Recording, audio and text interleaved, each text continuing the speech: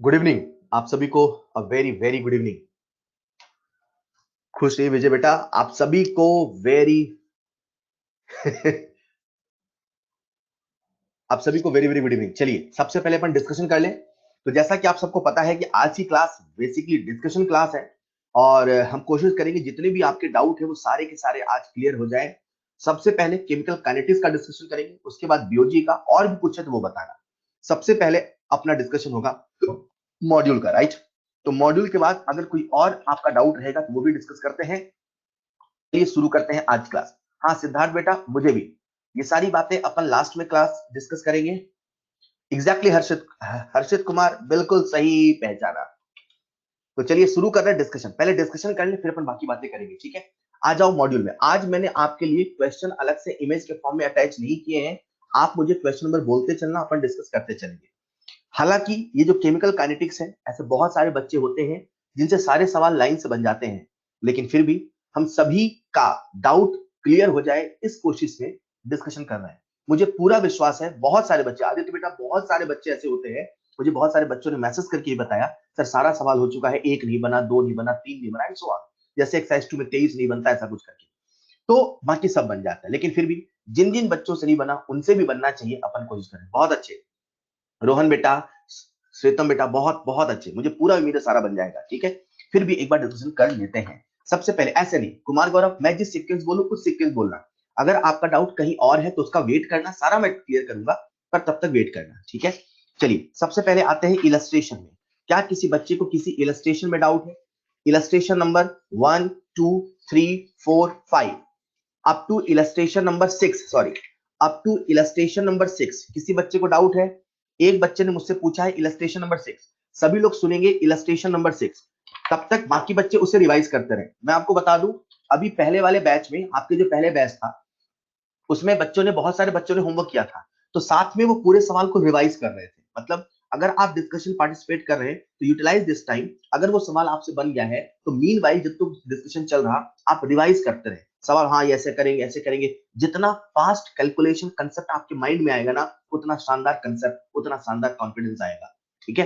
तो रिवाइज करते रहे। मैं सबसे पहले डिस्कस कर रहा हूं illustration number 6, right. Illustration number 6 बच्चों, उसमें हमें एक रिएक्शन दे रखी है, क्लियर। इलस्ट्रेशन नंबर 6 में हमें एक रिएक्शन दे रखी है N2O5 गैस, जिससे बन रहा है N2O4 gas plus half O2 gas, clear. सवाल में हमें इनिशियल प्रेशर बोला हुआ है, बोल रहा है कि जो इनिशियल प्रेशर है वो इतना है, ठीक है। मतलब अपने को P इनिशियल दे रखा है 114, शायद 114 mmHg ये दे रखा है, और अपने को टोटल प्रेशर दे रखा है P टोटल 133 mmHg, राइट। ये दे रखा है और सवाल हमसे रेट पूछा है अलग अलग यूनिट में। तो अपने दिमाग में कंसेप्ट क्या है यार, सवाल अपने से रेट ऑफ रिएक्शन पूछा है और अपने को पता है जो रेट ऑफ रिएक्शन है ROD N2O5/1 equal to ROA N2O4/1 and so on. मतलब हम किसी भी एक रिएक्टेंट का रेट निकाल लें, वही रेट ऑफ रिएक्शन होगा। अब हमारा फोकस हो गया rate of disappearance of N2O5 निकालने में। ये कैसे पता करें? तो अपन ने क्या सोचा यार, रेट का फॉर्मूला क्या होता है? रेट का फॉर्मूला होता है delta C by delta T. Reactant है तो माइनस साइन के साथ। आज सवाल में कंसंट्रेशन नहीं प्रेशर दिया है तो कोई नहीं, फॉर्मूला हो जाएगा minus delta P by delta T. मतलब अपन तो एक काम करते हैं, ये जो रिएक्टेंट है इसका इनिशियल प्रेशर और फाइनल प्रेशर पता कर लेते हैं, उससे रेट आ जाएगा, उसका जो रेट होगा वही रेट ऑफ रिएक्शन होगा। तो T बराबर 0 पर इसका प्रेशर दे रखा है 114, है ना। किसी टाइम T पर क्या होगा, 114 माइनस एक्स, एक्स और x बाई 2, राइट। इन तीनों का जो प्रेशर दे रखा है 114 minus x plus x by 2, इसकी वैल्यू दे रखी है 133, क्लियर। x से x कैंसिल होगा, जब आप सॉल्व करेंगे तो यहां से जो x की वैल्यू आती है वो आती है 38 mmHg। मेरी बात को सुनिएगा, ये x आ गया, ठीक है। जो x आया ये वो प्रेशर आया जितने से उसका प्रेशर घट गया है। हमारा इंटेंशन x निकालने में नहीं है, हमारा इंटेंशन तो इनिशियल और फाइनल प्रेशर निकालने में बच्चों। अब हम इसका रेट लिख सकते हैं, तो कैसे लिखेंगे, minus P final minus P initial upon delta T, मतलब minus 114 minus X minus 114 upon delta T. जब आप इसे सॉल्व करेंगे बच्चों तो अपने सामने 38/20 सेकंड शायद दे रखा है ना, ये जो सॉल्व होके आता है यही इसका रेट ऑफ रिएक्शन बनता है। बस फर्क इतना है, ये जो रेट ऑफ रिएक्शन आया है ये mmHg पर सेकंड में आया है, लेकिन सवाल हमसे mmHg में नहीं पूछ रहा है, सवाल हमसे पूछ रहा है एटीएम पर सेकंड में और मोलैरिटी में। ठीक है, तो ऐसा करते हैं, अब इसे हम एटीएम में कन्वर्ट करते हैं। बच्चों अगर मैंने आपसे कहा होता स्पीड है 20 किलोमीटर पर आवर, इसे मीटर में बदलो, तो आपने क्या कहा होता? सर मीटर में बदलना है। हाँ, मीटर पर आवर, मीटर पर सेकंड नहीं, मीटर पर आवर। तो किलोमीटर को मीटर में बदल देते और आर को आर रहने देते। उसे सेकंड बदलना होता, बदल देते। वही वाला लॉजिक यहाँ लगाते हैं। आज अपने को जो रेट दे रखा है वो रेट mmHg में दिया है, उसे एटीएम में बदलना है। तो अपने को पता होना चाहिए एटीएम और mmHg में क्या रिलेशन है। 1 एटीएम इक्वल टू होता है 760 mmHg, राइट? तो आप कह सकते हैं कि यहां से 1 mmHg बराबर 1/760, यानी कि 1.9 mmHg बराबर 1.9 अपॉन 760 एटीएम। क्लियर? तो यहां से आपका ऑर्डर आ जाए, रेट आ जाएगा एटीएम पर सेकंड में। ये हो गया सवाल का नेक्स्ट पार्ट। नेक्स्ट पार्ट में बच्चों आपसे पूछा है मोलैरिटी पर सेकंड में। अगर आप सबको याद हो, मैंने कंसेप्ट पढ़ाया था, अगर कभी रेट हमें delta P by delta T यानी प्रेशर की यूनिट में दिया है और हमें कंसंट्रेशन चाहिए, तो कुछ नहीं करना होता है, 1 upon R T into delta P by delta T करना होता है। बच्चों अगर आपको याद हो तो ऐसा कुछ बताया था, मतलब ये जो आपके सामने रेट आया है उसे आरटी से डिवाइड कर दो, वो कंसंट्रेशन में मिल जाएगा। तो बच्चों बस आरटी से डिवाइड करिए, कंसंट्रेशन में मिल जाएगा। ये था इलस्ट्रेशन नंबर 6। एक बच्चे ने मुझसे इलस्ट्रेशन नंबर 4 पूछा है। जिस बच्चे ने पूछा है, बेटा बहुत सिंपल सवाल है यार, अपने को दे रखा है r बराबर k इंटू पी की पावर 3/2। जिस बच्चे ने मुझसे इलस्ट्रेशन नंबर 4 पूछा है, ये ऐसा बच्चा है जो सवाल की लंबाई से डरता है। अगर सवाल 5 लाइन का हो गया, देखना ये 5 लाइन के मॉड्यूल जितने सवाल है सारे पूछेगा, क्योंकि इसने या तो उसे पढ़ा नहीं होगा तसल्ली से, या तो उससे घबरा गया होगा। बेटा अपने को दे रखा है r बराबर k इंटू पी की पावर 3/2, मतलब रेट प्रेशर के फॉर्म में लिखा है। तो क्या हम प्रेशर के फॉर्म में लिख सकते हैं? बिल्कुल लिख सकते हैं यार, कंसंट्रेशन के फॉर्म में लिख सकते हैं, प्रेशर के फॉर्म में लिख सकते हैं। तो आपसे पूछा है जो रेट है उसकी यूनिट क्या होगी। इन जनरल रेट की यूनिट क्या होती है? मोल पर लीटर पर सेकंड। आज प्रेशर में है तो एटीएम पर सेकंड, बार में है तो बार पर सेकंड, mmHg है तो mmHg पर सेकंड।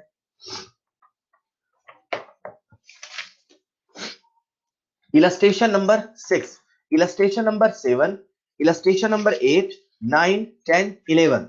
इलस्ट्रेशन नंबर 11 तक किसी को डाउट हो तो बताओ। इलस्ट्रेशन नंबर 11, जिस बच्चे का डाउट है इलस्ट्रेशन नंबर 1, बेटा सवाल में आपसे बोला है second order reaction, right? Illustration number 11 में सवाल आपसे सेकंड ऑर्डर रिएक्शन बोला है, और जैसे ही हमें रिएक्शन का ऑर्डर पता करता है ना, खेल खत्म हो जाता है। सारा खेल ऑर्डर पता करने का ही रहता है। सवाल में आपको साफ साफ शब्दों में ऑर्डर बोल रखा है यार, सेकंड ऑर्डर, तो सेकंड ऑर्डर का फॉर्म लगाइए। अब केस 1 लेते हैं। पहले कह रहा है 60% कंप्लीशन, मतलब ए नॉट को हम लोग ले लेते हैं 100, तो जो 80 है दैट इज रिमेनिंग, 60% खत्म हो गया, तो कितना बचेगा? 40। अगर 60% खत्म हुआ है बच्चों तो कितना बचेगा? 40। अपने को 80 मिल गया। ए नॉट ए नॉट और 80 की वैल्यू पुट करिए, और वहां पे हमें टाइम दे रखा है, यहां से के निकल जाएगा, मतलब यहां से आप के को कैलकुलेट कर सकते हैं। फिर आपसे सेकंड सिचुएशन पूछा है 20% ऑफ द रिएक्शन, है ना? जब 20% खत्म हो, मतलब फिर से आप ए नॉट की वैल्यू 100 ले लो, अब 20% खत्म हो तो कितना बचेगा? 80। मतलब अभी ए नॉट 100 है, 80 80 है। अब फिर से वही फॉर्मूला लगाओ, KT बराबर 1 upon 80 minus 1 upon A not. 80 A not की वैल्यू ये रखो, इसमें जो टाइम आपसे पूछा वो निकालना है, कि यहां से कैलकुलेट करके रखो। कुछ इस प्रकार से सॉल्व होगा। ये है इलस्ट्रेशन नंबर 11, राइट? हम आगे बढ़ रहे हैं बेटा, पीछे नहीं लौटना है। अब पीछे के डाउट बाद में पूछना। इलस्ट्रेशन नंबर 11, इलस्ट्रेशन नंबर 12, उसके बाद इलस्ट्रेशन नंबर 15 तक, illustration number sorry, illustration number 15 तक किसी को डाउट हो तो बताइए। इलस्ट्रेशन नंबर 24 तक किसी बच्चे को डाउट हो, इलस्ट्रेशन नंबर 24 तक।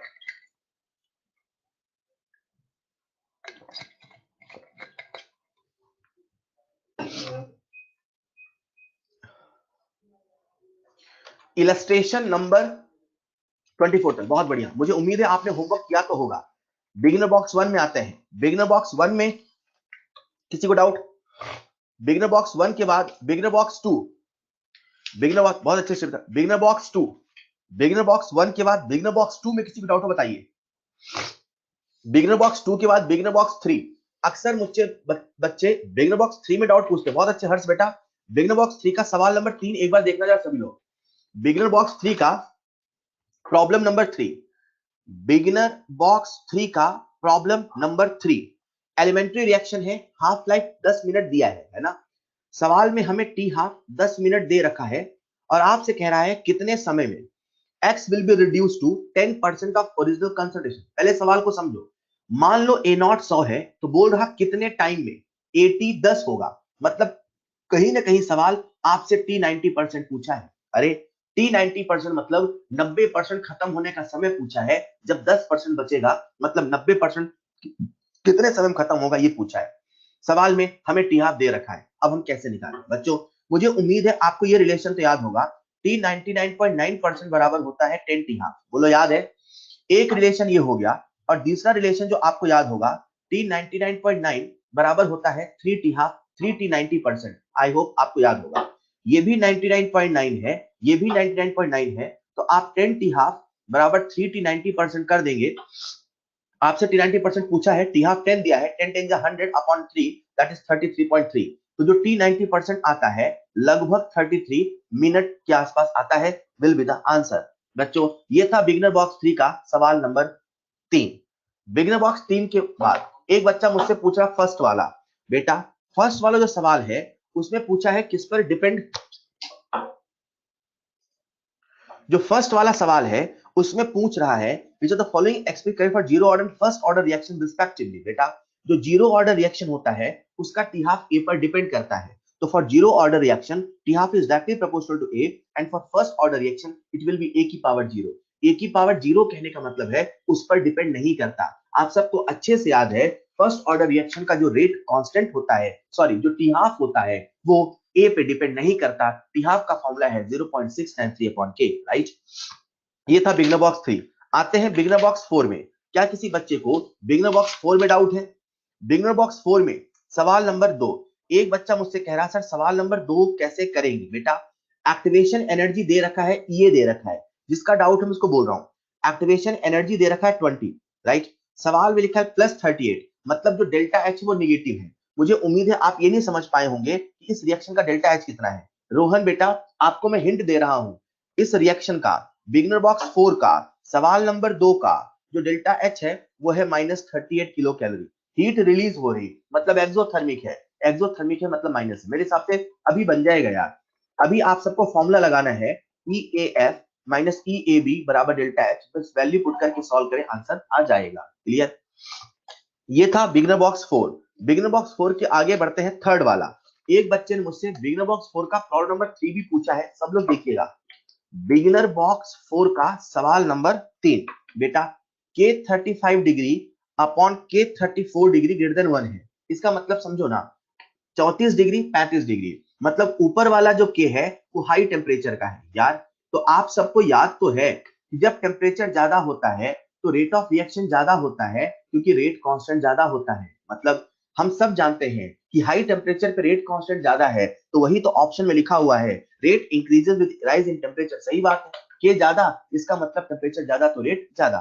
आओ चलते हैं एक्सरसाइज 1 में। एक्सरसाइज 1 में 1 से लेकर 6 तक अप टू 1 to 6, 1 से लेकर 6 तक किसी को डाउट है क्या? 1 to 6 किसी को डाउट हो तो बताइए। 1 to 6 बहुत बढ़िया। 7 8 9 अप टू 9। एक्सरसाइज 1 में 9 तक, एक्सरसाइज 1 में 9 तक एक बच्चे ने पूछा सवाल नंबर 6। एक्सरसाइज 1 का सवाल नंबर 6 जिसने पूछा है उसने पक्की बात है जब मैं होमवर्क देता हूं नहीं किया है। कोई बात नहीं बेटा मत करिए, मैंने कितनी बार कहा हैंडआउट को रिवाइज करना है, नहीं करते हो तो क्या कर सकते हैं। 2SO2 प्लस O2 से बना 2SO3, राइट। जब मैं इस रेट ऑफ रिएक्शन का एक्सप्रेशन लिखूंगा तो कैसे लिखूंगा? RODSO2/2 बराबर ROaO2/1 बराबर RODO2/1 बराबर ROA सल्फर ट्राइऑक्साइड बाई 2। ये फॉर्मूला हम तब लगाते हैं जब रेट मोल या मोल की किसी यूनिट में दिया होता है। आज रेट हमें मोल की यूनिट में नहीं दिया है, हमें ग्राम किलोग्राम में दिया है, तो फॉर्मूले मॉलिक्यूलर वेट भी तो आएगा। SO3 के नीचे SO3 का, SO2 के नीचे SO2 का, O2 के नीचे O2 का। बाकी दुनिया को भूल जाओ, जिसका देके जिसका पूछा है उसको याद रखो। मतलब आपसे सवाल RODSO2 पूछा है तो ROD सल्फर डाइऑक्साइड बराबर 2 into molecular weight of SO2 into ROA SO3 upon 2 into molecular weight of SO3। बेटा सिंपली वैल्यू को पुट करें, आंसर आप सबके सामने आ जाएगा, सारा डाटा गिवन है, बस सॉल्व ही तो करना है।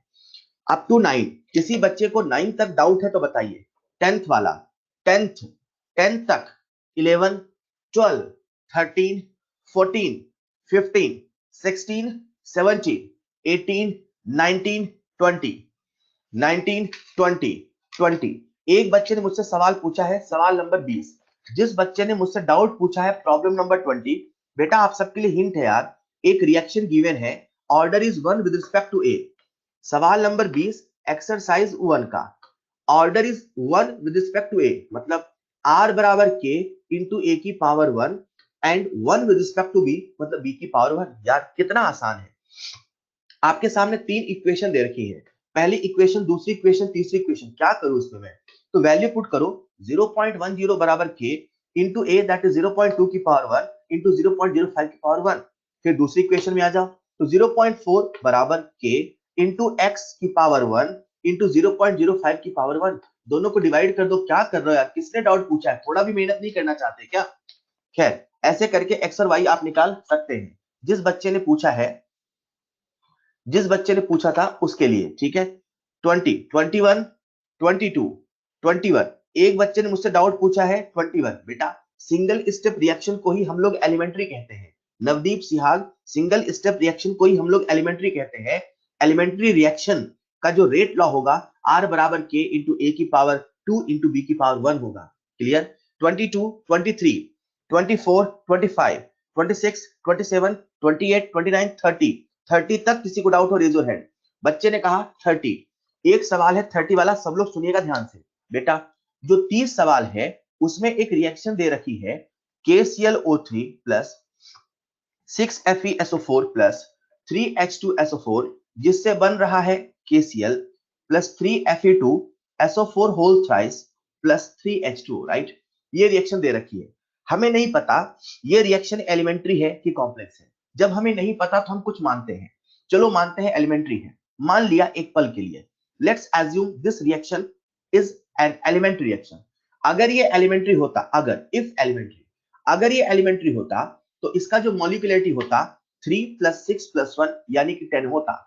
अगर ये एलिमेंट्री होता तो इसका मॉलिक्यूलरिटी 10 होता। हम सबको ये पता होता कि जो मॉलिक्यूलरिटी है 1 होता, 2 होता, बड़ी मुश्किल से 3 होता, 3 से बड़ा तो ना के बराबर होता, न जाने कितने कितने कितने रेयरली से मिलता। मतलब 4 मॉलिक्यूलरिटी तक मिला है, लेकिन बहुत रेयरली होता है। जो चीजें बहुत रेयरली है, राइट, दो चीजें बहुत रेयरली है, मतलब इन जनरल हमने देखा है कि रिएक्शन की जो मॉलिक्यूलरिटी होती है वो 3 या 3 से ज्यादा नहीं होती, बहुत रेयर होती है।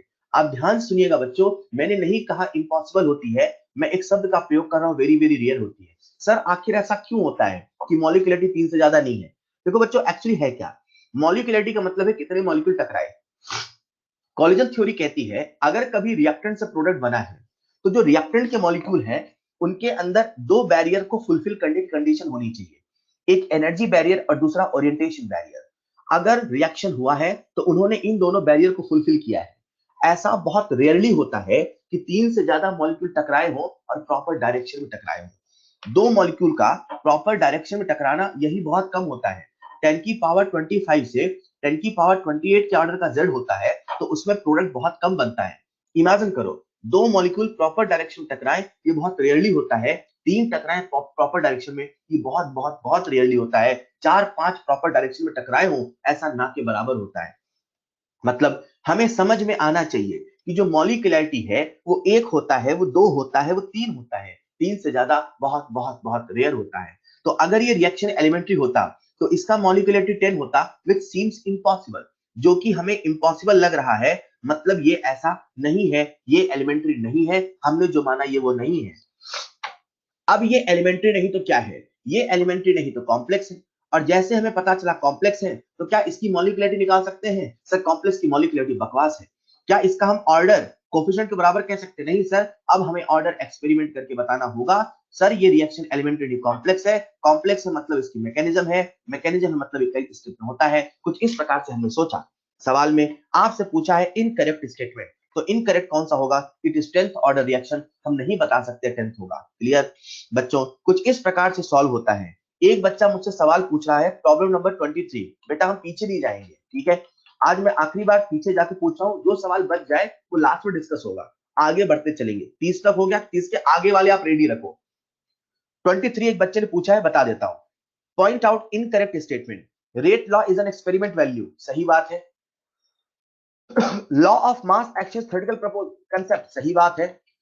ये बताओ मुझे, जो एक्सपेरिमेंटल है वो ज्यादा सही इंफॉर्मेशन देगा, जो एक्सपेरिमेंटल है वो ज्यादा सही इंफॉर्मेशन देगा कि जो थ्योरेटिकल है वो ज्यादा सही इंफॉर्मेशन देगा? कौन हमें ज्यादा सही? एक्सपेरिमेंटल। एक्सपेरिमेंटल कौन है? रेट लॉ की law of mass action? Rate law. तो rate law is more informative than law of mass action, सही बात है। Rate law is always different from the, always word नहीं हो सकता यार, हमेशा डिफरेंट हो कोई जरूरी नहीं है, कभी सेम भी हो सकता है। एक्स एंड वाई में और may not be equal to A and B. I hope आप समझ पाए मैं क्या कह रहा हूं। जो एक्स और वाई है, जो ऑर्डर है, जो पावर है, जो ऑर्डर है, जो पावर है, हो सकता है वो इक्वल भी हो या हो सकता है इक्वल नहीं हो। क्लियर? तो ये जो सवाल था इसमें आपसे पूछा है इनकरेक्ट स्टेटमेंट, तो आपको इनकरेक्ट बताना था, तो मुझे उम्मीद है आप समझ गए होंगे कौन सा इनकरेक्ट है। सवाल नंबर 30 तक, 31, 32, 33, 34, 35, 35, क्या आप सबका डाउट है? 35, 35 प्रॉब्लम। यार सवाल रेडी रखा करो ना, जिस बच्चे का डाउट है वो टाइप करके रखे, जैसे नंबर आया बस एंटर दबा दो। आप लोग खो जाते हो लगता है। अच्छा अभी सॉल्व कर रहे होंगे साथ में, मुझे ऐसा लग रहा है। प्रॉब्लम नंबर 35, 35 नहीं पूछ रहे आप लोग, बाद में पूछना नहीं। 36, 37, 38, 39, 38, एक बच्चे ने मुझसे सवाल पूछा 38।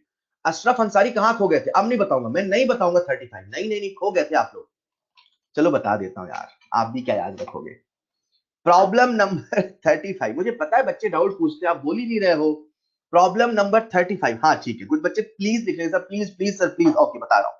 35 सुनो ध्यान से बेटा, अपने सामने एक रिएक्शन दे रखी है, और वो जो रिएक्शन दे रखी है उस रिएक्शन के हिसाब से, वो रिएक्शन मैं लिख ही देता हूं, NO2 प्लस CO से बना CO2 प्लस NO, ठीक है? अगर ये एलिमेंट्री होता, हमें नहीं पता ये क्या है, बट इतना जरूर पता है, अगर ये एलिमेंट्री होता तो इसका जो रेट लॉ है K इंटू NO2 की पावर इंटू CO की पावर 1 ऐसा ही होता। अगर ये एलिमेंट्री होता तो इसका रेट लॉ ऐसा होता, पर सवाल में दिया है इसका रेट लॉ ऐसा नहीं है। इसका जो रेट लॉ है K इंटू NO2 की पावर, K इंटू NO2 की पावर 2 है। इससे हम समझ गए भाई ये रिएक्शन एलिमेंट्री नहीं, ये रिएक्शन तो कॉम्प्लेक्स है। अब जब कॉम्प्लेक्स है तो इसकी मैकेनिज्म रही होगी, जब मैकेनिज्म रही होगी तो इसका कोई स्लोवेस्ट स्टेप रहा होगा, जो स्लोवेस्ट स्टेप रहा होगा वही आरडीएस रहा होगा। तो ये हम समझ गए, ये जो रिएक्शन है ये एक कॉम्प्लेक्स रिएक्शन है, तो इसका जो रेट लॉ लिखा होगा वो आरडीएस वाले स्टेप यानी स्लोवेस्ट स्टेप से लिखा गया होगा। मतलब ये जो रेट लॉ लिखा है ये स्लोवेस्ट स्टेप से लिखा है, तो स्लोवेस्ट स्टेप में रिएक्टेंट में जितने रहे होंगे वो सब लिख दिए होंगे। पल भर के लिए मान लो A प्लस बी से बना C, ये स्लो स्टेप है, तो आप R कैसे लिखोगे? K इंटू ए की पावर 1 इंटू बी की पावर 1 ऐसे ही तो लिखोगे। अगर B नहीं होता तो सर B नहीं लिखते। अब सिंपल सी बात है कि स्लो स्टेप में कार्बन मोनोऑक्साइड का मॉलिक्यूल नहीं रहा होगा, तभी तो नहीं आया है। सवाल हमसे पूछ रहा है कार्बन मोनोऑक्साइड के कितने नंबर हैं? So simple sir, CO will be 0। Hello 38, 39, 40, किसी बच्चे ने मुझसे सवाल पूछा है 37। जिस बच्चे ने मुझसे सवाल 37 पूछा है उसको मैं हिदायत दूंगा हैंड आउट 156 बार रिवाइज करे, क्योंकि उसने क्लास के साथ बिल्कुल नहीं किया। नवदीप सही बताओ कितनी बार आपने होमवर्क किया? नवदीप मैं आपसे बात कर रहा हूं, कितनी बार आपने होमवर्क किया बताओ? कितनी बार आपने रिवाइज किया? नहीं किया रिवाइज।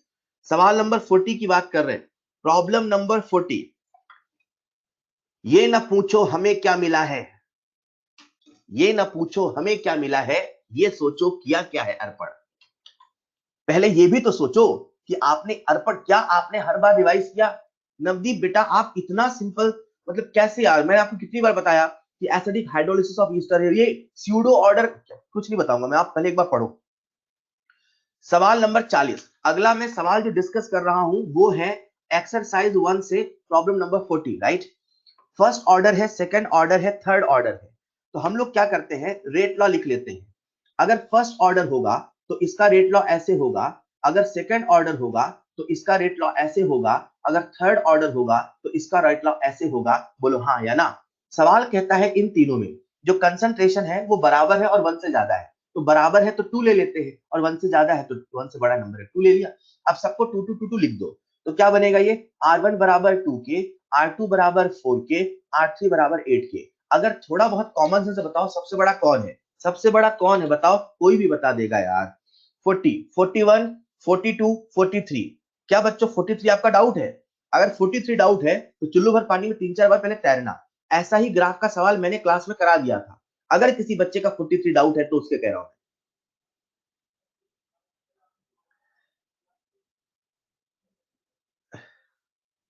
हाँ ठीक है। एक बच्चा मुझसे पूछा सवाल नंबर 42। बेटा सवाल में लिखा है फर्स्ट ऑर्डर काइनेटिक्स। यार अगर फर्स्ट ऑर्डर है, मुझे एक बात बताओ, फर्स्ट ऑर्डर है, जिस बच्चे ने 42 सवाल पूछा उसको बता रहा हूं बेटा, सुनना ध्यान से। वो जो रिएक्शन आपके सामने लिखी है 2N2O5 से बना है 4NO2 प्लस O2, यही है ना? इस रिएक्शन का जो रेट लॉ है वो R बराबर K इंटू N2O5 की पावर 1। सर आपको कैसे पता चला 1 है? बेटा सवाल में बोला है वो फर्स्ट ऑर्डर है, वो फर्स्ट ऑर्डर है मतलब इसका पावर 1 है, मतलब वो स्टोइचियोमेट्री के बराबर नहीं है, मतलब ये रिएक्शन एलिमेंट्री नहीं कॉम्प्लेक्स है। जब ये रिएक्शन कॉम्प्लेक्स है तो हम इसकी मॉलिक्यूलरिटी नहीं बता सकते। हम नहीं बता सकते कि बाई मॉलिक्यूलर है कि यूनिमॉलिक्यूलर है, हम नहीं बता सकते। लेकिन सवाल में हमसे टिहाफ पूछा, हाँ हम ये सब जानते हैं कि अगर फर्स्ट ऑर्डर रिएक्शन है तो वो कंसंट्रेशन पे डिपेंड नहीं करता है, ये जरूर हम बता सकते हैं। 43 तक 44, 45, 46, 47, 48, 49, 50, 51, 52, 53, 54, 55, 54। एक बच्चे ने मुझसे डाउट पूछा 54। मैंने कहा था ना हर्षित, जो बच्चे ने मुझसे वो सवाल पूछा था इलस्ट्रेशन नंबर 4, वो पक्का मुझसे हर वो सवाल पूछेगा जो 5 लाइन का है, क्योंकि ये बच्चा सवाल पढ़ के घबरा जाता है। ये पढ़ना शुरू तो करता है लेकिन अंत तक पहुंचते पहुंचते डर जाता है, पूछा क्या था लिखा क्या है। बेटा कैसे कर रहे हो यार। सवाल नंबर 54 जिस बच्चे ने पूछा है पक्का उसका डाउट 55 भी होगा। बताओ जिसने 54 पूछा है क्या उसका डाउट 55 है? बोलो हाँ या ना, जल्दी बताओ। जिसने मुझसे 54 पूछा है क्या उसका डाउट 55 है? इससे सवाल नहीं बना ऐसा नहीं है, ये 5 लाइन सवाल को पढ़ता ही नहीं है। इस सोचा कौन पढ़े, सर से पढ़वा लेंगे और सर पढ़ेंगे, काहे को मेहनत करे।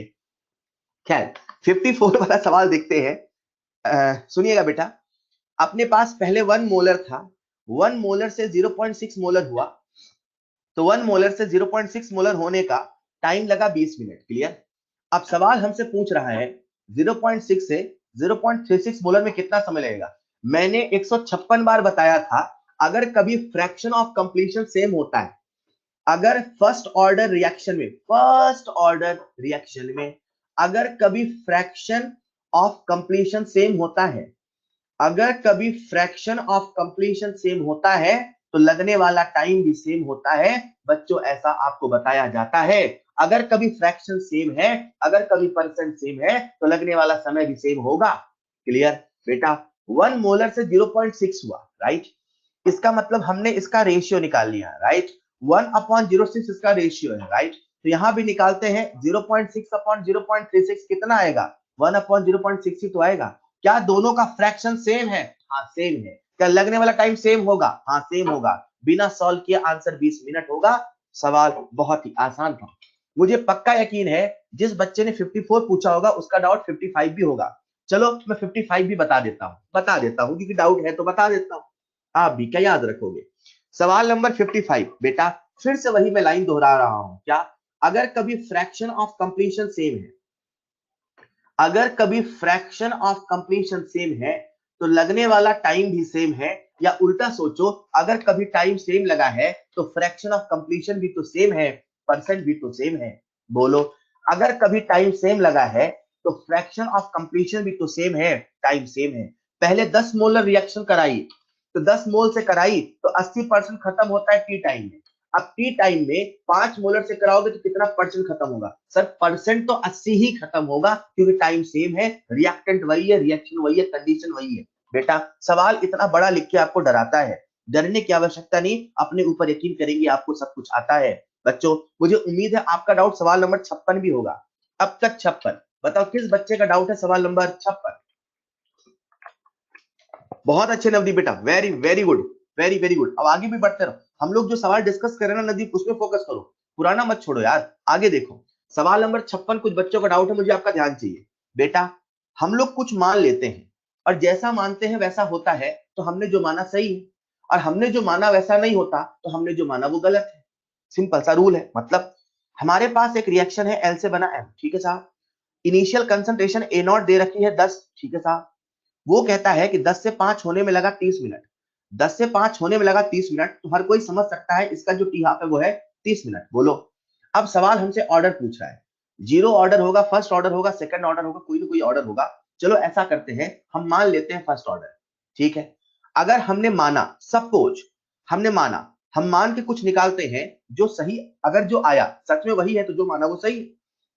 हमने माना कि यह फर्स्ट ऑर्डर रिएक्शन है, तो 90 मिनट के बाद, यानी कि 3t हाफ के बाद, यानी कि t7/8 के बाद, यानी कि 87.5% खत्म होगा। बोलो हाँ या ना। अगर सवाल हमसे 90 मिनट की बात कर रहा है, तो 90 मिनट का मतलब हुआ कि 87.5% खत्म होगा। 87.5% खत्म होगा, तो कोई भी समझ सकता है 12.5% बचेगा। ये डाटा आपको जितना बढ़िया याद होगा, सवाल उतना बढ़िया फटाफट बनेगा।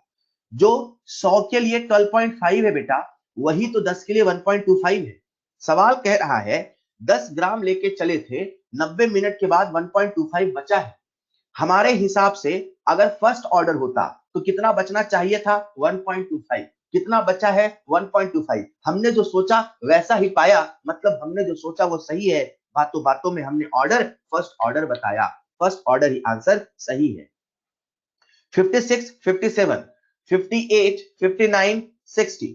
मुझे उम्मीद है जिस बच्चे ने मुझसे 54, 55 पूछा होगा, उसका डाउट 60 भी होगा। फिर वही 5 लाइन का सवाल है। बच्चा सवाल से नहीं, सवाल की लंबाई से डरता है।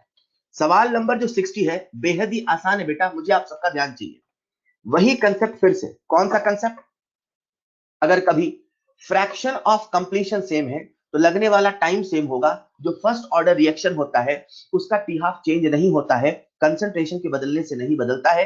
देखो सवाल कुछ ऐसे कह रहा, अपने पास पहले एक फ्लास्क है, इसमें रिएक्शन हो रही थी, कंसंट्रेशन 1 मोलर थी। 1 मोलर से स्टार्ट हुई, लास्ट में 0.25 मोलर बचता है।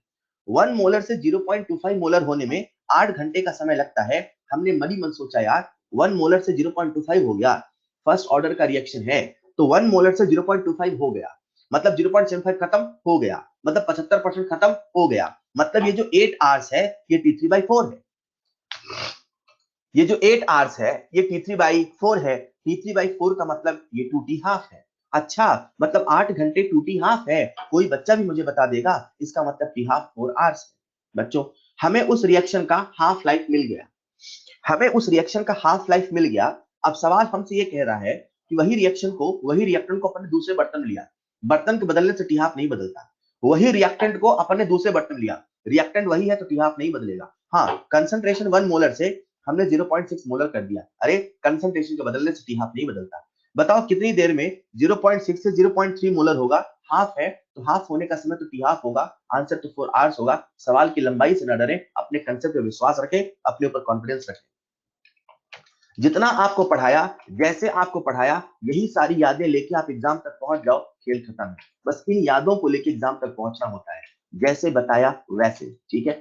श्रीकांत सिंह बेटा, मैंने देख लिया है, परेशान ना हो। सवाल number 58, half life for catalytic decomposition of AB3 at 50 mm is found to be 4 hours and at 100 mm it is 2 hours. The order of the reaction. बेटा, मैंने आप सबको एक फॉर्मूला पढ़ाया था टी हाफ का, जनरल फॉर्मूला का, ठीक है।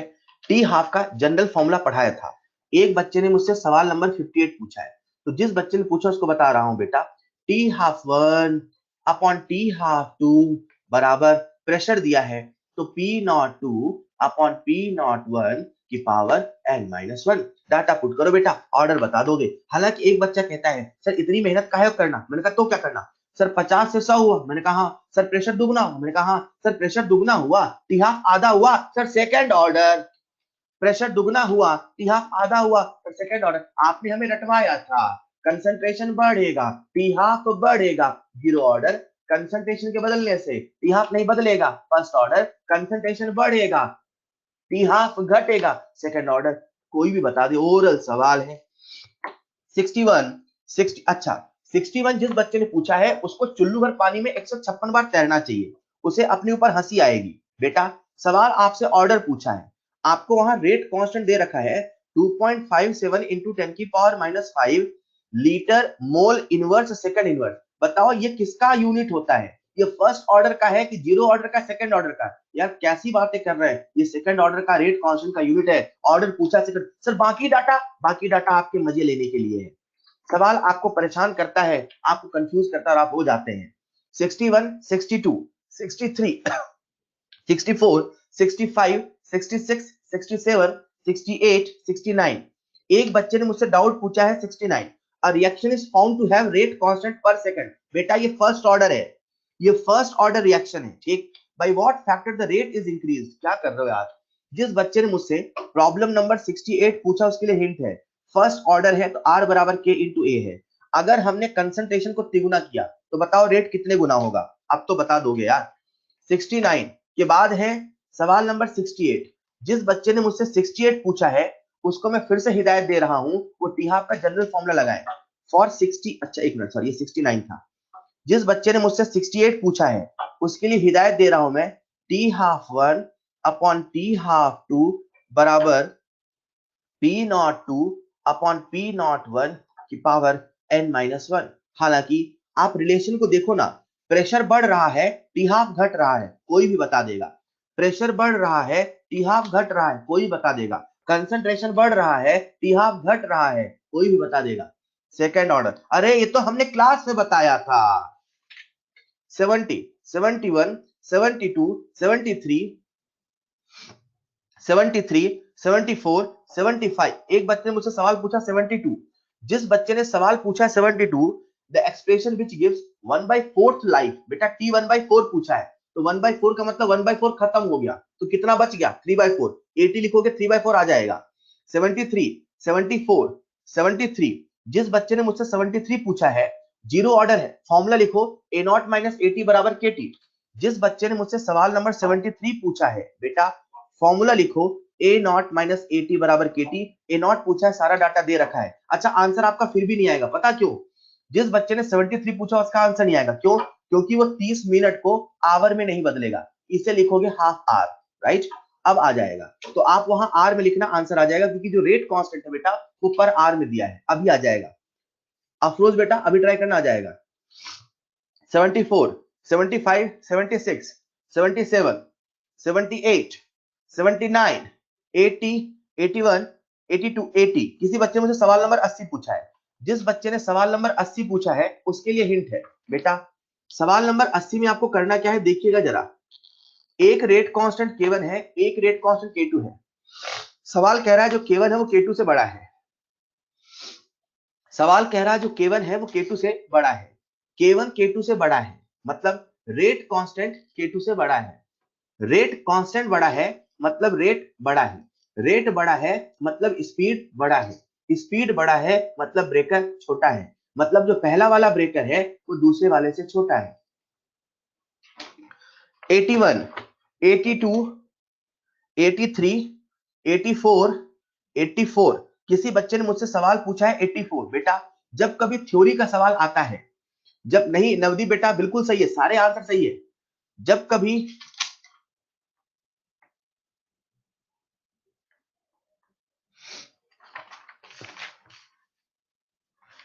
नवदीप यार क्या कर रहे हो बेटा, यार क्या आंसर देख रहे हो आप? बिल्कुल सही आंसर है 69 का। आप पहले अपने एंड पे क्लैरिफाई तो करो, बिल्कुल सही आंसर दे रखा है। एक बच्चे मुझसे सवाल पूछा सवाल नंबर 84। बेटा जब कभी शुभजीत बेटा, जब कभी थ्योरी का सवाल आता है तो थ्योरी के सवाल का रूल बना के चलना, बेस्ट ऑप्शन अमंग 4 ऑप्शन की नीड पे चलना। जब कभी थ्योरी का सवाल आता है तो अपने को बेस्ट ऑप्शन अमंग 4 ऑप्शन की पॉलिसी पे चलना पड़ता है। अमंग 4 ऑप्शन मतलब आप बिल्कुल सही सोच रहे हो, फर्स्ट भी तो सही है, पर सेकंड की उपस्थिति में, सेकंड की प्रेजेंस में अब फर्स्ट पूरी तरीके से सही नहीं है। फर्स्ट जो स्टेटमेंट है वो अपने आप में आधा है। जिन बच्चों को डाउट है वो समझ रहे होंगे मैं क्या कह रहा हूं। Increase in the number of collision, हाँ सही है, लेकिन कोलिजन के बढ़ने से रेट ऑफ रिएक्शन नहीं बढ़ता। कोलिजन के बढ़ने से, क्योंकि प्रोबेबिलिटी ऑफ इफेक्टिव कोलिजन बढ़ता है, क्योंकि एक्टिवेटेड मॉलिक्यूल बढ़ता है, इस वजह से रेट ऑफ रिएक्शन बढ़ता है। सो सेकंड ऑप्शन की प्रेजेंस में फर्स्ट ऑप्शन का इफेक्ट कम हो जाएगा। 85, 86, एग्जैक्टली 87, 86। एक बच्चे ने मुझसे सवाल पूछा 86। The rate of a reaction doubles for every 10 degree Celsius if the temperature is increase by 60, the rate of reaction is, बेटा 2 की पावर 6 लिख लो, 2 की पावर 6। जिस बच्चे का डाउट है 86, वहां हिंट लिखो, K2 by K1 is equal to mu की power delta T by 10, K2 by K1 is equal to mu की पावर डेल्टा T by 10। 87, 88, 89, 90, 91। एक बच्चे का डाउट है 89, एक मिनट पहले 89 डिस्कस कर ले, एक मिनट, हाँ 89। Given that k is the rate constant for some order, और क्या कर रहे हो बेटा, k बराबर a, हद हो गई है, t टेंड्स टू इंफिनिटी, तो k बराबर a, तो log के बराबर log a। जिसका डाउट था t बराबर इंफिनिटी, अरे k बराबर a, दोनों तरफ log लेना, log के बराबर log a। किसी बच्चे का डाउट है सवाल नंबर 90, जिसका भी डाउट है सवाल नंबर 90, वो 89 वाले सवाल को ही घुमा के पूछ के आप कंफ्यूज हो गए। बेटा सवाल नंबर 90 में आपको k दे रखा है, k की वैल्यू है, अच्छा एक मिनट, कौन सा पूछा आपने, 90, हाँ। जो k दे रखा है, k की वैल्यू है 3 × 10⁻⁴, और e दे रखा है 104.4, और a की वैल्यू दे रखी है 6 × 10⁻14, राइट। जब टेम्परेचर इनफाइनाइट होगा तो k बराबर a होगा, मतलब k की वैल्यू कितनी होगी, 6 × 10⁻14। 91, 92, 93, 94, 95, 96, 97, 98, 99, 100, 101, 102, 103, 102। एक बच्चे ने मुझसे डाउट पूछा 102, बेटा ऐसा ही सवाल क्लास में कराया था। जिस बच्चे ने मुझसे डाउट पूछा है 102, उसके लिए हिंट है log K2 by K1 बराबर EA upon 2.303 R under bracket 1 upon T1 minus 1 upon T2। हाँ, टेम्परेचर आपको लेना है केल्विन में, राइट। टेम्परेचर, अच्छा आपको सॉल्व भी नहीं करना है पूरा, पता, टेम्परेचर केल्विन में लेना है। सवाल बोला है रेट ऑफ रिएक्शन जो है डबल हो जाता है। रेट डबल होने का मतलब है K2 by K1 की वैल्यू 2 है, इसे 2 पुट करना, सॉल्व करना, आंसर आ जाएगा। एक बच्चे का डाउट है प्रॉब्लम नंबर 96। जिस बच्चे का डाउट 96 है, बेटा स्टोइशियोमेट्री के बदलने से, रिएक्शन को उल्टा करने से, रिएक्शन को डिवाइड करने से ये नहीं बदलता, ये डेल्टा एच नहीं है। ऐसा आपको डेल्टा एच के लिए बताया गया, क्योंकि डेल्टा एच एक एक्सटेंसिव प्रॉपर्टी है, ये एक्सटेंसिव नहीं, किसी रिएक्शन का होता है। ये स्टोइशियोमेट्री पर डिपेंड नहीं करता, श्रेय वहां लिख सकते हैं, ये स्टोइशियोमेट्री डिपेंड नहीं करता। Up to 106, up to 106, 105। एक बच्चे ने मुझसे पूछा 105, the activation energy of a chemical reaction depends upon. बेटा क्या कर रहे हो यार, मैंने कितने ढंग से बताया था कि जो एक्टिवेशन एनर्जी है वो रिएक्टिंग स्पीशीज पे डिपेंड करता है, वो कैटलिस्ट पे डिपेंड करता है, वो टेम्परेचर पे डिपेंड नहीं करता है, टेम्परेचर पे डिपेंड नहीं करता है, वो टेम्परेचर पे डिपेंड नहीं करता है। परीक्षित बेटा इसके लिए आप अलग से पूछना, अभी हम मॉड्यूल का डिस्कशन कर रहे हैं, राइट, कॉमन डिस्कशन कर रहे हैं, यहां सभी से सवाल बने वो कर रहे हैं, आपका डाउट अलग से मुझसे पूछना, क्लियर। 105 में जिस बच्चे ने मुझसे पूछा है, तो उसे मैं हिंट दे रहा हूं, बेटा एक्टिवेशन एनर्जी टेम्परेचर पे डिपेंड नहीं करता। 106 तक, 106 तक, 106 चलते चलते एक तो पूछ ले, नहीं Kumar Gaurav, during decomposition of an activated complex, बेटा अच्छा नहीं, ठीक है, बनता है पूछना, एक्टिवेटेड कॉम्प्लेक्स का मतलब क्या है। 106 अगर आप ध्यान दो तो आपको जो हमने कॉलिजन थ्योरी बताई थी, उस कॉलिजन थ्योरी में जो एक्टिवेटेड कॉम्प्लेक्स है वो बिल्कुल पीक पर बनता था, राइट, बिल्कुल पीक पर यहां बनता था एक्टिवेटेड कॉम्प्लेक्स। तो जो एक्टिवेटेड कॉम्प्लेक्स है उसकी एनर्जी मैक्सिमम है, इसकी एनर्जी मैक्सिमम है, मतलब जब एक्टिवेटेड कॉम्प्लेक्स नीचे जाएगा तब भी रिएक्शन एनर्जी घटेगी, मतलब एनर्जी रिलीज होगी, और जब इधर जाएगा तब भी एनर्जी रिलीज होगी। एक्टिवेटेड कॉम्प्लेक्स मोस्ट अनस्टेबल होता है, तो ऑब्वियस सी बात है वो किधर भी जाएगा एनर्जी रिलीज ही होगी, ठीक है, एनर्जी रिलीज ही होगी। ये हो गया 106 तक। इसके बाद आते हैं एक्सरसाइज 3 में। एक्सरसाइज 3 में, एक्सरसाइज 3 में आ जाइए, सवाल नंबर 1, 2, 3। क्या आप लोगों का एक्सरसाइज 3 का प्रॉब्लम नंबर 2 डाउट है? एक्सरसाइज साहिल बेटा पढ़ने मन नहीं लग रहा, एक्सरसाइज 3 का प्रॉब्लम नंबर 2 क्या डाउट है? एक्सरसाइज 3 का प्रॉब्लम नंबर 2 डाउट है? हाँ हर्षित बेटा आपने मॉड्यूल सॉल्व नहीं किया है, हर्षित कुमार बोलो सही बोलो, मॉड्यूल सॉल्व किया कि नहीं किया है? हर्षित बेटा मॉड्यूल सॉल्व किया है? मतलब पता, जिस बच्चे ने मुझसे एक्सरसाइज 3 का सवाल नंबर 2 पूछा, उसको मैं एक बचपन की बात याद दिलाता हूं, उसे याद आएगा। याद करो वो दिन बेटा जब आप स्कूल जाया करते थे और कभी कभी मैथ की क्लास में भी पढ़ा करते थे। याद करो वो दिन जब आपने पहली बार अलजेब्रा सीखा था, टीचर ने आपको ए प्लस बी का whole square, A square plus B square plus 2ab सिखाया था। ए की वैल्यू 1, बी की वैल्यू 2 रख के आंसर लिखना सिखाया था।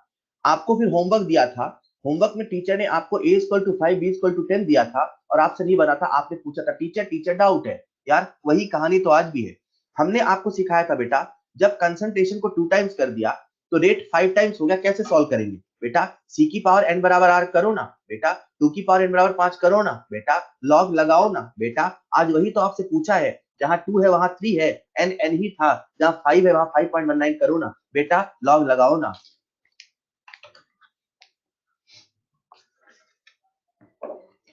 4, 5, 6, 7। एक बच्चे का डाउट है सवाल नंबर 5। जिस बच्चे ने मुझसे सवाल नंबर 5 पूछा है, नहीं बताऊंगा, मैंने इस सवाल को सॉल्व करने का डिटेल ट्रिक बताया था, नहीं बताऊंगा। जिस बच्चे ने मुझसे 5 पूछा है बिल्कुल नहीं बताऊंगा। आपको तो खुश होना चाहिए, आप ऐसे सवाल को देख के आंसर दे सकते हो यार। सवाल नंबर 6 बेटा, 6 ऑप्शन में, 6 सवाल में किस ऑप्शन में डाउट है? 6 सवाल में, एक्सरसाइज 3 के 6 सवाल में किस ऑप्शन में डाउट है? Which of the following statement is false? Which of the following statement is false? आपसे false पूछा है। For a first order reaction, the half life is independent of concentration. बच्चे बच्चे को पता है, the half life of a reaction is half the time required for the reaction to, नहीं बताऊंगा। सुभजीत बेटा थ्योरी पढ़ो, थ्योरी पढ़ो, 4th ऑप्शन में।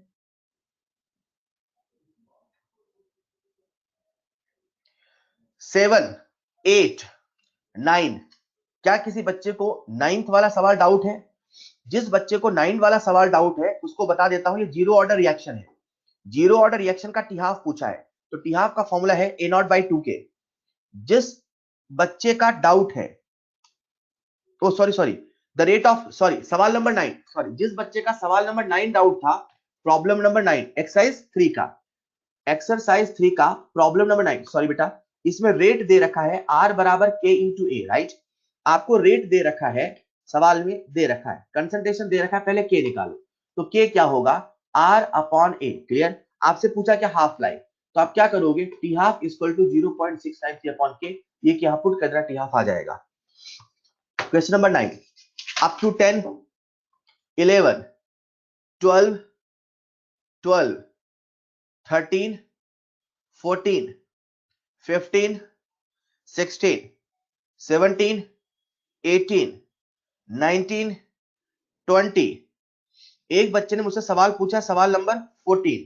जिस बच्चे ने सवाल नंबर 14 पूछा है बेटा, रेट दे रखा है, reducing concentration of A to half, the rate changes to this, the order of the reaction with respect to A. अरे यार, ये जो टेबल वाला सवाल था उसे शब्दों में लिखा है।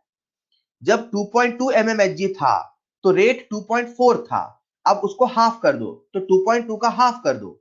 जब 2.2 का हाफ किया तो रेट हो गया 0.6। क्या कर रहे हो? जिस बच्चे ने मुझसे सवाल नंबर 14 पूछा है बेटा, आपके लिए हिंट है, एक्सरसाइज 3 का सवाल नंबर 14, सी की पावर n बराबर r, आज प्रेशर है तो p की पावर n बराबर r, ये प्रेशर नहीं होता, ये प्रेशर का रेशियो होता है, ये रेट नहीं होता, ये रेट का रेशियो होता है, ठीक है? तो करना क्या है आपको? आपको करना है 2.2 अपॉन हाफ, दैट इज 1.1, सी की पावर n बराबर r, रेट हो गया 2.4, 0.6, तो 2.4 अपॉन 0.6 सॉल्व करना, n की वैल्यू निकाल लेना। 14 के बाद 15, 16, 17, 18, 19, 20, 21। क्या किसी बच्चे का डाउट है सवाल नंबर 21? 21। जिस बच्चे ने मुझसे 21 सवाल पूछा है उसको नहीं बताऊंगा बेटा, आप पहले क्लास के हैंडआउट को चेक करो। 22, 22, क्या किसी बच्चे का डाउट है सवाल नंबर 22? 23, 24, 23। जिस बच्चे ने मुझसे 23 पूछा है बेटा, ये भी क्लास में बता दिया है। लैंग्वेज क्या है? आपको मैंने अलग से अरहेनियस कांस्टेंट बताया था। क्या? जो अरहेनियस साहब थे उन्होंने कहा a बराबर p इंटू जेड इंटू ई की पावर माइनस ए अपॉन आर टी। ये z क्या है? Collision frequency. Z को हम लोग बोलते हैं कॉलिजन फ्रीक्वेंसी और P को हम लोग बोलते हैं स्टेरिक फैक्टर, राइट? P को बोलते हैं स्टेरिक फैक्टर, स्टेरिक फैक्टर भी बोलते हैं, प्रोबेबिलिटी फैक्टर भी बोलते हैं। 23 के बाद आता है सवाल नंबर, बेटा सवाल पहले पढ़ो आप। मोहम्मद सकलेन अभी कर रहे हो क्या? सही बताओ, आपने पहले किया था। सवाल में हमें जिसका जिसका डाटा दिया है उसके फॉर्म में रेट लॉ लिखना है यार, खत्म कहानी। काइनेटिक डाटा वर ऑब्टेन्ड फॉर्म। गलत बात है मोहम्मद सकलेन, गलत बात है। पढ़ो ऐसे जैसे पहली बार पढ़ रहे हो, मेरी बात याद रखना। पढ़ो ऐसे जैसे पहली बार पढ़ रहे हो। एक मिनट,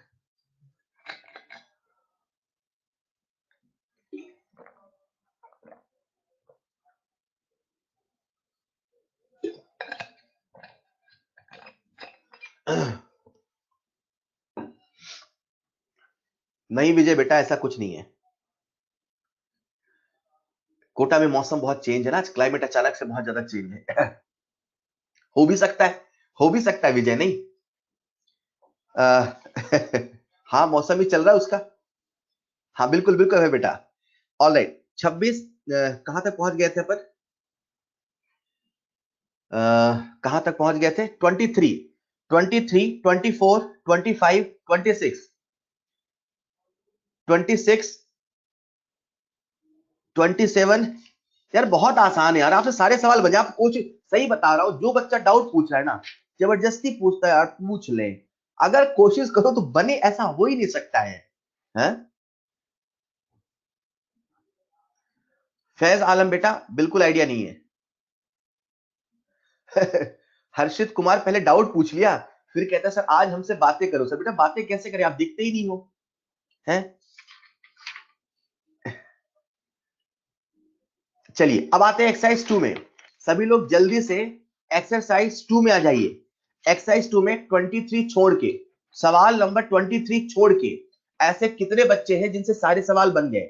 एक्सरसाइज 2 में सवाल नंबर 23 छोड़ के ऐसे कितने बच्चे हैं जिनसे सारे सवाल बन गए? Raise your hand.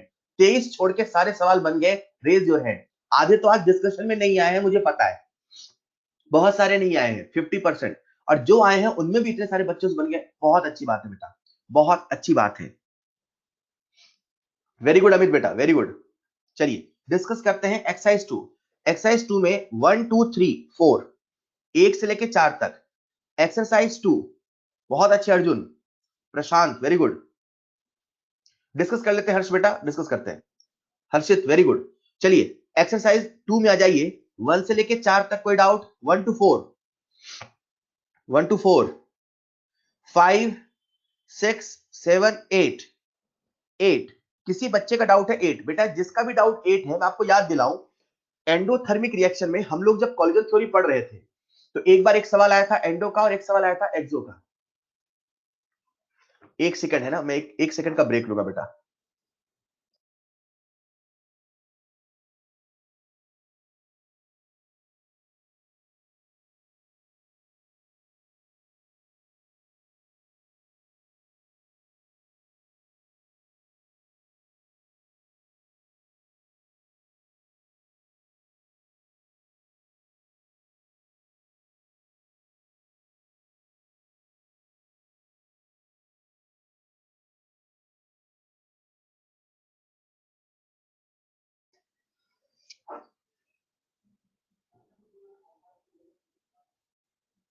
हाँ तो बात कर रहा था मैं प्रॉब्लम नंबर 8 पर, ठीक है? प्रॉब्लम नंबर 8 जो है उसमें अगर आपको याद हो, मैंने आपको एंडोथर्मिक रिएक्शन के लिए कहा था। एक एंडो की बात हुई थी, एक्सो की बात हुई थी। तो अगर आपको याद हो, एंडोथर्मिक रिएक्शन का मैंने ग्राफ बना के एक्सप्लेन किया था। उसमें जो ईए है वो हमेशा ही डेल्टा एच से बड़ा आता है। E A always greater than delta H. और जो एक्सोथर्मिक रिएक्शन था उसमें कुछ भी हो सकता था, कभी ईए बड़ा होता था तो कभी छोटा होता था तो कभी इक्वल होता था। तो सवाल कह रहा है ईए विल बी, तो आंसर है more than delta H. Exercise 2 में सवाल नंबर 9, सवाल नंबर 10, 11, 12, 13, 14, 15, 16, 17, 18, 19, 20। क्या आप लोगों का डाउट है सवाल नंबर 20?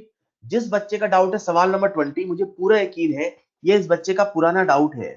सवाल नंबर 20 बेटा जीरो ऑर्डर रिएक्शन है, हिंट नंबर 1। हिंट नंबर 2, सवाल आपसे प्रोडक्ट का कंसंट्रेशन पूछा है, राइट? तो प्रोडक्ट पूछा है यानी कि x बराबर KT पूछा है। देखना भी आपसे बन जाएगा। जब मैं आपको जीरो ऑर्डर रिएक्शन पढ़ा रहा था तो वहां भी मैंने आपको बताया था किस प्रकार से हम इसे कैलकुलेट करते हैं। So x is equal to KT formula लगाएंगे, बन जाएगा। 21, मुझे उम्मीद है आप लोगों का डाउट होगा सवाल नंबर 21। कितने लोगों का डाउट है? अच्छा हाँ, एक मिनट। और दूसरी गलती आप कहां करते हैं वो भी सुन लो। एग्जैक्टली पहली गलती आप यहां करते हैं और दूसरी गलती आप कहां करते हैं? जो रेट कांस्टेंट दे रखा है वो पर सेकंड में है और जो टाइम है 20 मिनट में है, तो मिनट को सेकंड में कन्वर्ट करना नहीं भूलना है। जो गलती अवॉइड करो, सवाल बन जाएगा। ठीक है, एग्जैक्टली हाँ, वो देख लेना किस बच्चे कहां गलती हुई है। जनरली गलती बच्चा करता है प्रोडक्ट में और कुछ बच्चे गलती करते हैं यूनिट में। 21, एग्जैक्टली जो सवाल नंबर 21 है, इसी से मिलता जुलता सवाल आपको हमने क्लास में कराया था। क्लास में जो कराया था उसमें रेट का डाटा था 0.04, 0.02। यहाँ जो सवाल है 0.04, 0.03। अगर आप सबको याद हो तो मैंने क्लास में कहा था इंटरवल फॉर्मूला लगेगा और इंटरवल फॉर्मूला हमने किया था, हमारा आंसर 10 सेकंड आएगा। यहाँ आप सॉल्व करेंगे तो आपका आंसर अलग आएगा। बच्चों ये बड़ा ही फेमस सवाल है और जब ये 2016 में आया था ना, आपको बताऊं बहुत सारे बच्चों से सवाल नहीं बना था। ऐसा ही पेपर आना चाहिए यार, आपसे सारे सवाल बन जाते पेपर में, 720 में 720 नंबर आ जाते हैं, है ना? 22, 23, 23 वाला अभी बाद में करेंगे लास्ट में। 24, 25, 26, 27, 28, 29, 28। एक बच्चे का डाउट है 28 बेटा। फर्स्ट ऑर्डर रिएक्शन है, ठीक है। Time required for the completion of 99% of the reaction is alright. जिस बच्चे का डाउट है 28, देखो मैं कैसे कर रहा हूं, देखना बेटा। एक्सरसाइज 2 का सवाल नंबर 28, एक्सरसाइज 2 का सवाल नंबर 28 कैसे कर रहा हूं मैं? अपने से 99% पूछा है, हमें याद आया 99% पूछा है, ठीक। हमें याद आया 99.9% होता है, 99.9% होता है 3t 90%। हमें याद आया t 99% होता है 2t 90%, राइट। और हमें याद आया कि जो t 99.9% होता है वो होता है 10t हाफ। ये हमें याद है। इतने सारे फॉर्मूले आपके दिमाग में होने चाहिए। सवाल आपसे 99% पूछ रहा है तो मैंने सोचा काश हमें 90% पता होता। सवाल हमसे क्या पूछा है? Required for the completion of 99% of the reaction is given by, right. आपसे 99% पूछा है। हमने क्या सोचा यार, अरे इसमें तो कुछ करना ही नहीं है बेटा। जिसका भी डाउट है इसमें तो कुछ करना ही नहीं है। ये सवाल नहीं है। इसमें आपको क्या करना है, 90% करना नहीं। मेरे दिमाग में कुछ दूसरा सवाल था। इसमें तो आपको 99% पूछा है, सीधे फॉर्मूला लगाओ ना। ए नॉट को 100 ले लो, ए नॉट को ले लो 100, एटी को ले लो 1, के टी बराबर 2.303 लॉग ए नॉट अपॉन 80 से नहीं आ रहा है क्या? बिल्कुल आएगा। हाँ हाँ बिल्कुल आ जाएगा, ठीक है। सवाल नंबर 29 के बाद सवाल नंबर 30, 30th वाला प्रॉब्लम। सवाल नंबर 30, डाउट है क्या? जिस बच्चे का डाउट है 30, एक फर्स्ट ऑर्डर रिएक्शन है, रेट कांस्टेंट गिवन है, time required for 40 gram of this reactant to reduce to 10 gram. 40 से 10 करना है। ए नॉट गिवन है, 80 गिवन है, रेट कांस्टेंट गिवन है। 40 से 10 करना है, आपसे टाइम पूछा है। तो इंटीग्रल रेट लॉ से नहीं आ रहा क्या? कैलकुलेशन लंबी पड़ जाती है, मान ही नहीं सकता हूं मैं। कितने बच्चे कह रहे हैं कैलकुलेशन बड़ी है?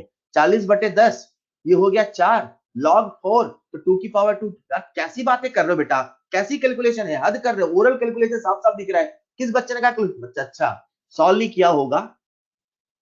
बहुत छोटी नवदी बेटा, बिल्कुल सही कह रहे हो नवदी, वेरी गुड। हर्षित, सतारी कर रहा तू है? प्रॉब्लम सॉल्व नहीं किया तो बोला सर वो आप बता दो सर। 31, सवाल नंबर 31। हाँ अरे ऐसा भी कर सकते हो आप। Time required for 40 gram to 1 gram, 10 gram. तो 40 का जो 10 है ना, मतलब 40 ग्राम लेके चले थे, 10 ग्राम है, तो कितना परसेंट आया? ये 25% बच गया है। ऐसा भी कर सकते हो, हाँ बिल्कुल बिल्कुल सकलेट बेटा, बिल्कुल कर सकते हो। जो स्ट्राइक करे बिल्कुल उससे भी कर सकते हो। Two half life exactly. सवाल number 31, alright. Exercise 1, exercise 2, exercise 3 complete. B O G में एक करेक्शन है, पहले तो वो लिख लो। बीओजी बिहेवियर ऑफ गैस आपको बता दूं, इंग्लिश वाले मॉड्यूल में करेक्शन है। एक्सरसाइज 2 का सवाल है, सबसे आखिरी लास्ट सवाल है, उसका जो आंसर है वो आंसर है 1.176। और एक करेक्शन थर्मो में भी है, एक्सरसाइज 1 का 115 वाला जो प्रॉब्लम है उसका आंसर शायद प्लस में है, तो मुझे याद नहीं एग्जैक्टली किसमें है, पर अगर आंसर प्लस में दिया है तो माइनस वाला है, अगर माइनस दिया है तो प्लस वाला। 115 में भी करेक्शन है, जहां तक मुझे याद आ रहा प्लस वाला शायद आंसर था, +48 एग्जैक्टली विजय बेटा, तो वो करेक्शन कर लेना, ठीक है। ये सवाल रहा आपका। एक बच्चा, अब जिनके डाउट बचे पहले वो पूछ लेते, जिनके जिनके डाउट बचे। अच्छा, सवाल नंबर 23 तो रह गया, एक्सरसाइज 2 का सवाल नंबर 23 लास्ट में करूंगा, तो लास्ट वाला ही हो गया है। चलो सवाल नंबर 23 में आते हैं बेटा। सवाल नंबर 23 आपसे नहीं बना, परेशान मत हो, जिस दिन आप सरफेस केमिस्ट्री पढ़ोगे बन जाएगा, क्योंकि अभी आज अपनी ये आखिरी क्लास है और सरफेस केमिस्ट्री नहीं हुआ है, तो मैं थोड़ा सा बता देता हूं। अदरवाइज अगर अभी और होता तो मैं मना ही करता, मैं कहता सरफेस के बाद ही करना, बट अभी थोड़ा मैं आपको याद दिला रहा हूं। आप सब 12th पढ़ के आए हो, इतना तो याद है, एक चैप्टर था सरफेस केमिस्ट्री, इतना तो याद है, उसमें कुछ फ्रिंडलिक जैसी बातें भी हुआ करती थी, इतना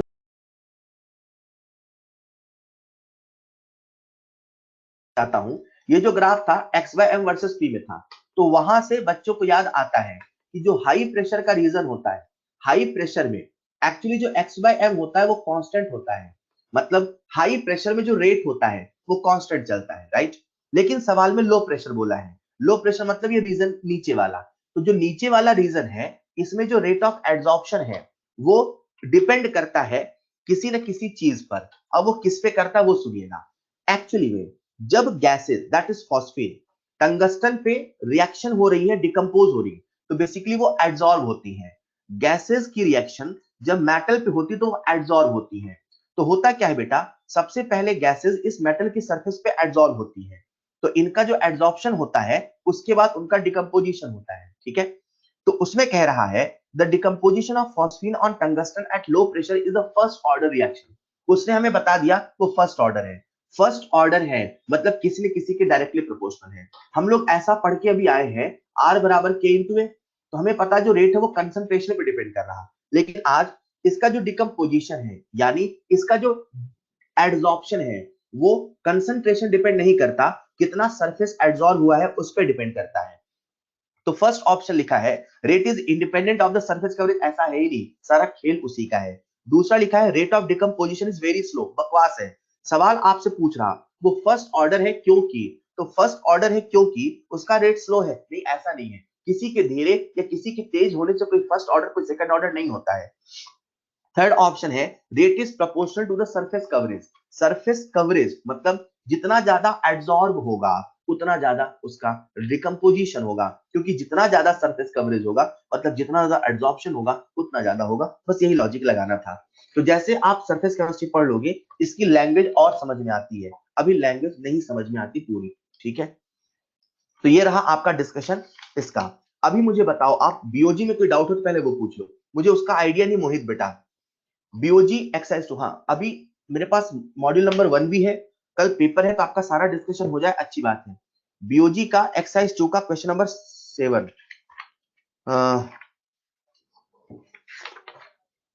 एक्सरसाइज 2 का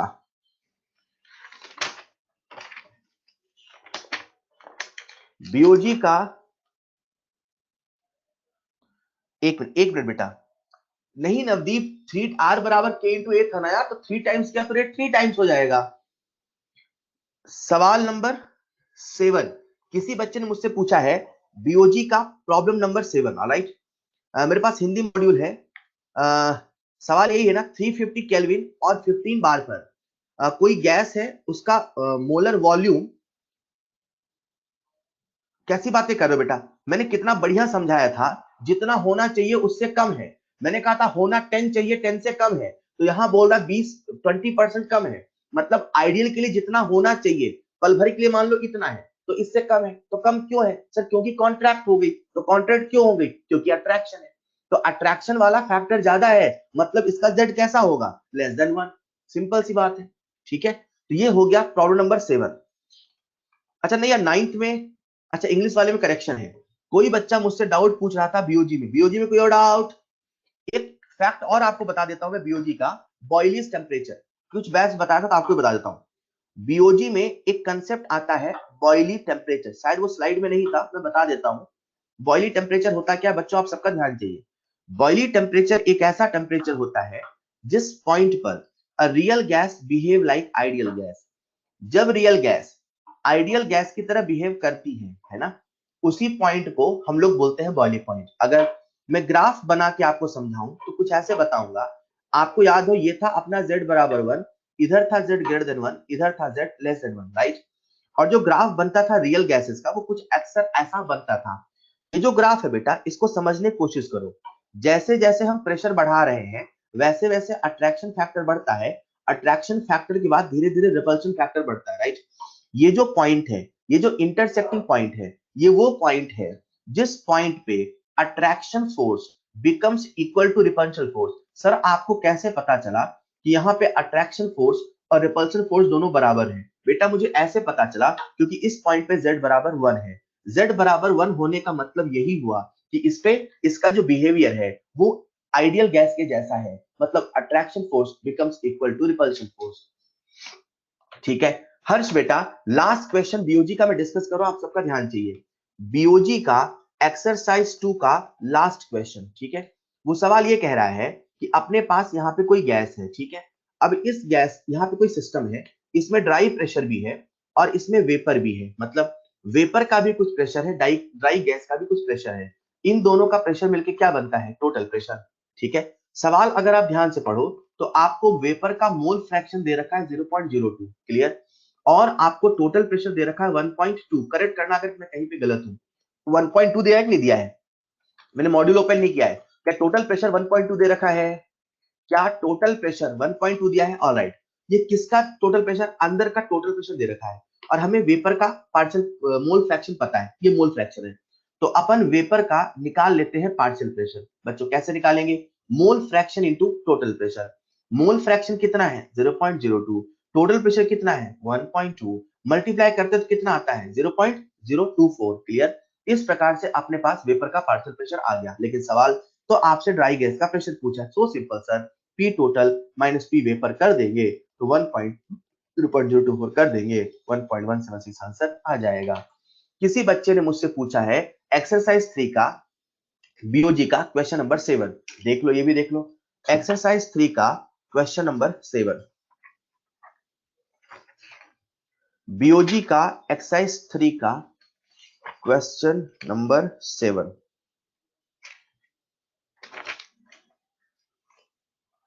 वॉन्डरवॉल ए, यार इसमें क्या बताओ बेटा? वॉन्डरवॉल ए क्या है? आपको नहीं पता वॉन्डरवॉल ए क्या है? नहीं बताऊंगा। मॉड्यूल सॉरी हैंडआउट पढ़े। जिस बच्चे ने मुझसे एक्सरसाइज 3 का सवाल नंबर 7 पढ़ा है वॉन्डरवॉल कांस्टेंट ए के बारे में, पहले हैंडआउट पढ़ो बेटा। नहीं, थ्योरी का सवाल है, बनता ही नहीं डाउट। ऑलराइट, हाँ। सो ये सारी बातें हो गई, आज के लिए इतना ही। मजे की बात है कि आज मैं आपको होमवर्क भी दे रहा हूं। डेली आपको मैं होमवर्क देता था, आज होमवर्क नहीं है। तो कल आपका जो पेपर है उसमें पूरी ताकत, पूरी अपनी पूरी कैपेसिटी से तैयारी करें और अच्छे नंबर आने चाहिए, ठीक है। फिजिकल केमिस्ट्री का बाकी पार्ट बेटा उसका मुझे आइडिया नहीं है, ठीक है। बिल्कुल साहिल बेटा, यही आपको पहुंचना है। कल से आपका इनऑर्गेनिक केमिस्ट्री स्टार्ट होगा, कल से मतलब मंडे से, ठीक है। बच्चों देखो यार, आपको जो मैंने आदतें डलवाई हैं होमवर्क करने की और एक सेपरेट कॉपी में एक एक सवाल करने की, ये आदत आपकी लास्ट तक चलनी चाहिए।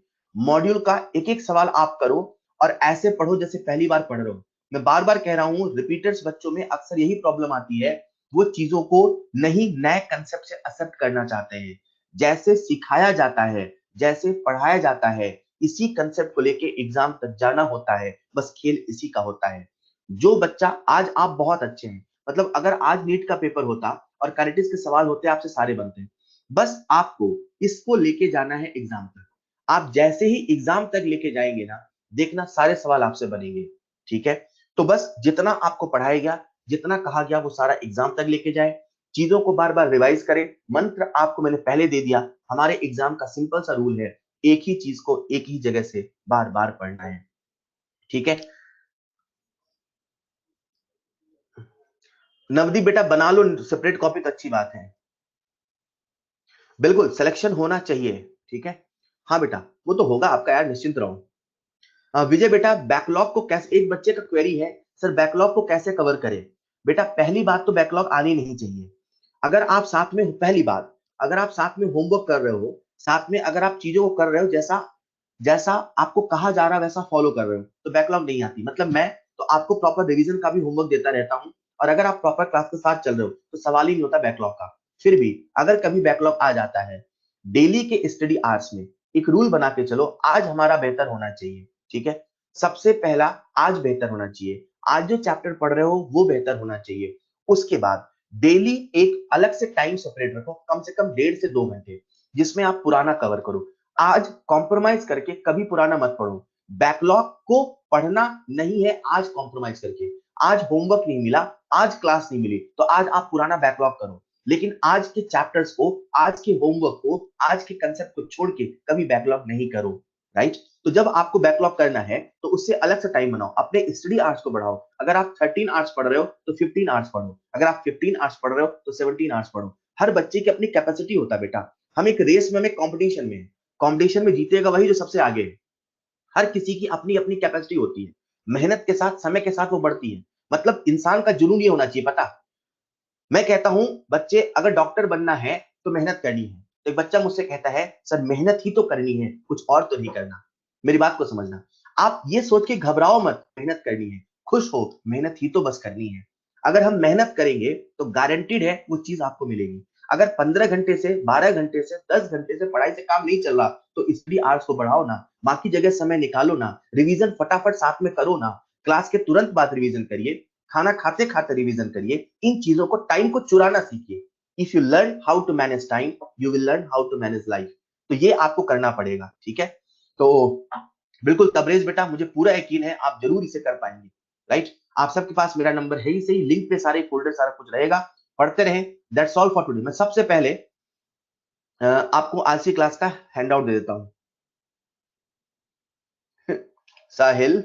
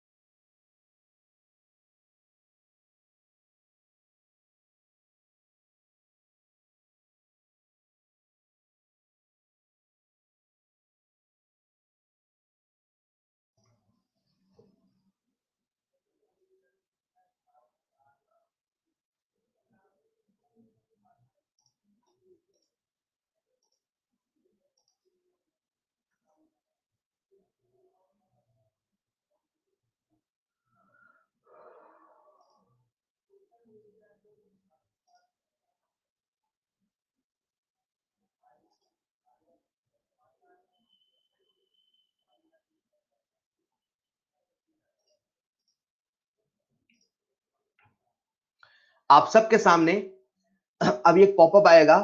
पॉपअप की मदद से आप आज की क्लास के हैंडआउट को डाउनलोड कर सकते हैं, और यही हैंडआउट आपको लिंक पर भी मिल जाएगा। राइट? पढ़ते रहिए। That's all for today. मिलते हैं फिर कभी। Thank you so much. Thank you so much. हाँ बिल्कुल विजय बेटा, बहुत, विजय ने बहुत बढ़िया तारीख पकड़ी है। विजय ने कहा थैंक यू सो मच बच्चों, थैंक यू सो मच।